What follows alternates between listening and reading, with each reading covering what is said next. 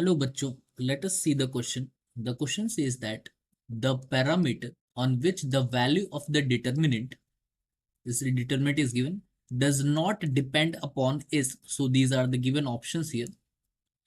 So इस question के अंदर बच्चों की कॉन्सेप्ट जो यूज होगा वो डिटर्मिनेंट की कुछ प्रॉपर्टीज यूज होंगी।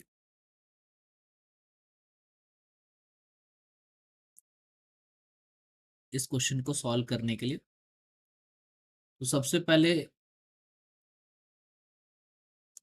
जो हमें डिटर्मिनेंट गिवन है उसको लिख लेते। तो जो हमें डिटर्मिनेंट है उसको हम लोग डेल मान लेते, that is determinant of 1 a square then cosine of p minus d times x then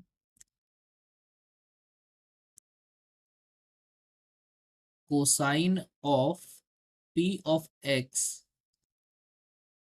then cosine of p plus d times x then sin p minus d times x then sin px then sin of p plus d times x। तो इस determinant को simplify करने के लिए थोड़ा सा हम properties का इस्तेमाल करेंगे। तो सबसे पहले डिटरमिनेंट की एक प्रॉपर्टी इस्तेमाल करते हैं हम लोग, ट्रांसफॉर्मेशन लगाएंगे कॉलम फर्स्ट के अंदर। फर्स्ट कॉलम में हम ट्रांसफॉर्मेशन करेंगे C1 प्लस C3 का, ये हम लोग कर सकते हैं। सो डिटरमिनेंट की वैल्यू चेंज नहीं होगी इससे। तो डेल की जो वैल्यू बनेगी वो कुछ इस तरीके की बनेगी, डिटरमिनेंट फर्स्ट कॉलम में first plus third, so 1 plus a square पहला एलिमेंट आएगा, then cosine of p minus d times x plus cosine of p plus d times x then sine of p minus d times x then plus sine of p plus d times x। Second column और third column तो same ही रहेगा, a cosine of px then sine of px then a square cosine of p plus d times x then sine of p plus d times x। अब देखिए इस सवाल के अंदर जो हमारा फर्स्ट कॉलम है इसमें cos a plus cos b अपने को दिख रहा है, तो इसमें हम लोग एक फॉर्मूला हमारे पास होता है वो अप्लाई करेंगे। जैसा कि हम जानते हैं, since cosine of a plus b plus cosine of a minus b, देखिए इस तरीके का फॉर्म बन रहा है पहले कॉलम के अंदर। तो ये इक्वल होता है 2 cos a साइन b के, sorry 2 cos a cos b के इक्वल होता है ये। सिमिलरली साइन के अंदर भी फॉर्मूला होता है अपने पास, sine of a plus b then plus sine of a minus b, this equals 2 sin a cos b। तो ये फॉर्मूला हम अप्लाई करेंगे और इस डिटरमिनेंट को सिंप्लीफाई करेंगे तो हमें ये मिलेगा, del equals this will become 1 plus a square, second जो है टर्म बनेगा हमारा 2 कोसाइन ऑफ पी एक्स हो जाएगा ये, then cosine of dx then 2 sin px cosine of dx। और सेकंड और थर्ड कॉलम तो एज इट इज रहेगा तो वो हम लोग लिख लेते हैं।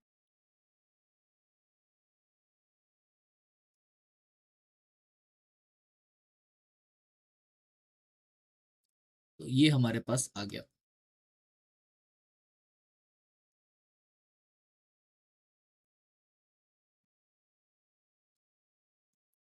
तो ये हुआ डेल सिंप्लीफाई। अब अगेन हम लोग एक ट्रांसफॉर्मेशन लगाएंगे सेम कॉलम फर्स्ट के अंदर, C1 minus 2 times cosine of dx times C2।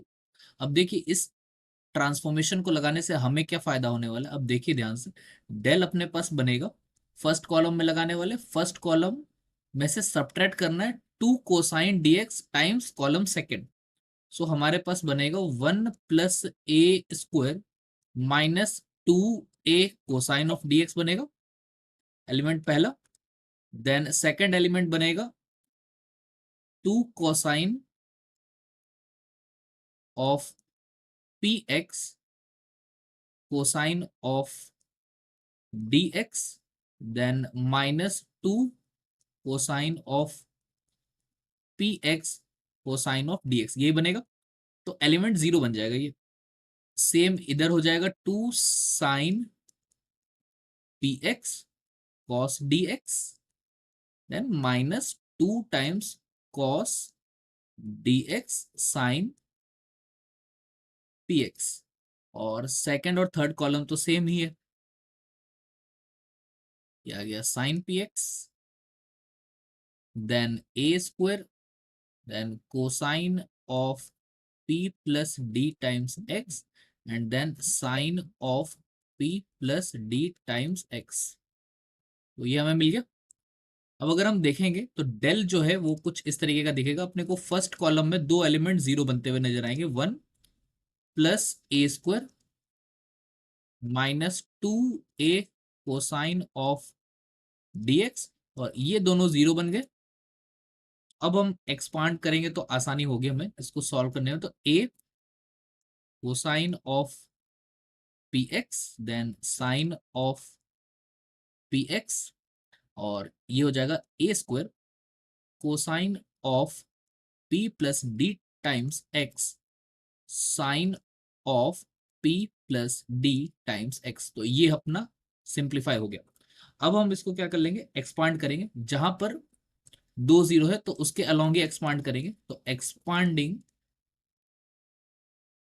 The determinant along first column, तो पहले कॉलम के अलोंग x को एक्सपांड करेंगे तो डेल क्या मिलेगा जरा बताओ। ये मिल जाएगा अपने पास, सिर्फ एक ही एलिमेंट के अलोंग ओपन होगा ये 1 + a², बाकी सारे तो 0 ही है। -2a कोसाइन ऑफ dx, ये मल्टीप्लाई हो जाएगा अपने किसके साथ, फर्स्ट कॉलम और फर्स्ट रो हट जाएगा, then cross multiply. So cosine of p x multiply होगा sine p + d times x, then minus cosine of p + d times x and sine p of x।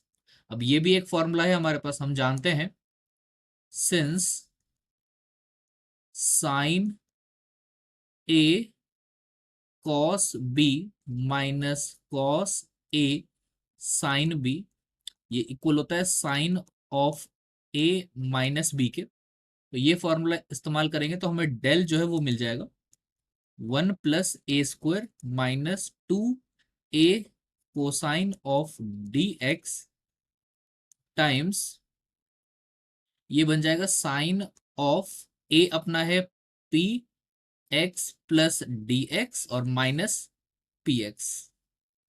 तो px हो गया cancel out, हमारे पास जो del आएगा वो आएगा 1 + a² -2a cosine of dx times sign of dx।